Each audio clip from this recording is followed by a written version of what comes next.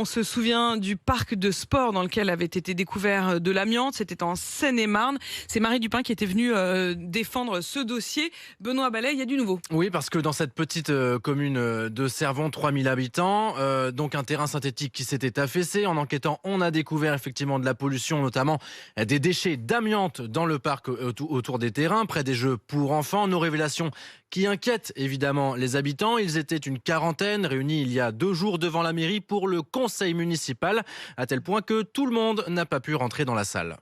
Vous voyez, là je suis venu, je voulais assister, écouter ce qui se disait.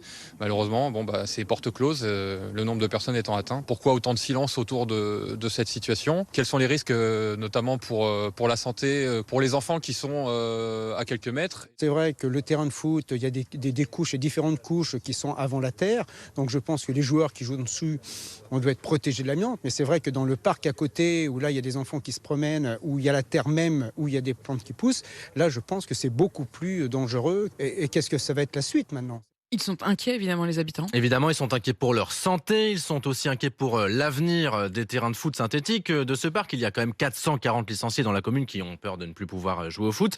Alors nous, avec Marie Dupin, on a pu assister à ce conseil municipal. Ça a été très tendu, plusieurs questions posées sur la pollution, notamment par un élu qui dénonce cette situation depuis 2017, en fait depuis le début de la construction de ce parc, avec probablement de la terre polluée issue de chantiers. Jusqu'à présent, le maire Marcel Vilassa refusait nos demandes d'interview, mais on a réussi à lui poser quelques questions à la fin du conseil.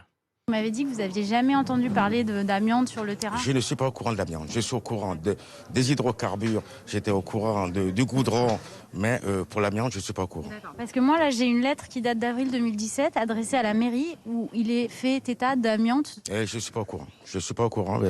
C'était en quelle année ? En 2017, vous étiez premier adjoint. Oui, je ne suis pas au courant. Pourtant, la question a été posée plusieurs fois au conseil municipal. Je vous dis, je ne suis pas au courant, je ne peux pas vous dire.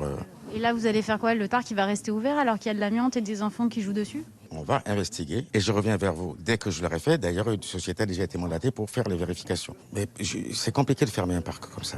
Voilà, le maire qui va donc lancer des enquêtes, c'est ce qu'il dit en tout cas. Nous, selon nos informations, le maire a envoyé un mail hier aux élus pour leur demander leur avis sur une fermeture du parc des sports par mesure de précaution. Mais pour le moment, aucune décision n'est prise. On a donc contacté la préfecture pour savoir ce qui allait être fait et on attend un retour.